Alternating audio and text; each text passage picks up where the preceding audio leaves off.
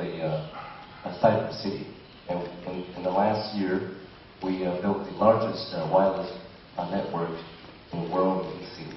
But in all these years, working to promote information technology in the city, and looking at some of your jobs, I've always been wondering, are there limits to how computer could intimate people's behavior?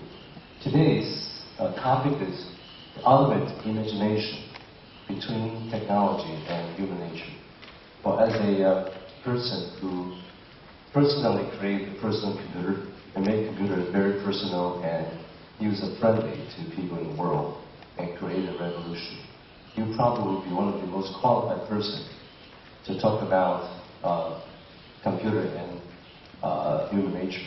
So my question again is, are there limits on what computer can imitate humans? What a computer can imitate. There are obviously limits as to what a computer can imitate. For one thing, we're probably thinking of a two-dimensional screen displaying a face. And the face should have natural hands reaching out. The face should show expression like a real person's face should.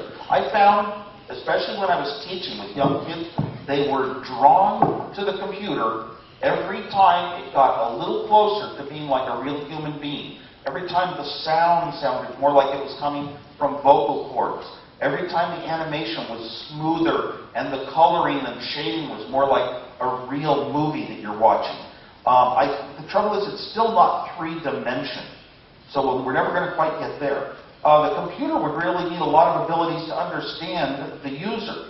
Looking at the user, the face, the eyes, the hands, guessing when the user is having trouble finding something they're looking for, the computer should say, oh, what are you trying to do? Yes, this is the way you do it.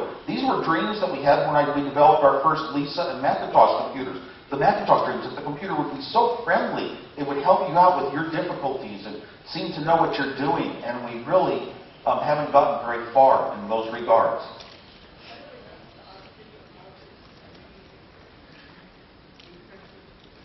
Okay, and the artificial intelligence. I hope that the artificial intelligence research really takes a new stand and tries to say, how do we emulate a human? Of course, one of the things is we don't know how our brain is wired. We don't know how the brain works. And we have some structures like neural networks that do some really amazing learning that impresses you, and we might be getting closer to the formula. But I think that's really the best way to go. A lot of the things that I can do myself as a human being and think of, a lot of my abilities don't come from being programmed to do them. It comes from having lived a human life, tried to do something, made some adjustments, thought about it, watched somebody else do it, and then you get good at doing something. So I would think that even if we want to program a robot to be very much like a human, it would go through a normal many years learning experiences, doing things, watching people, trying it itself, figuring out how to read a few words, what they might mean, make adjustments.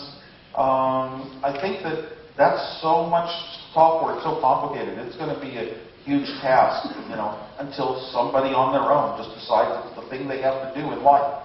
It's their life goal.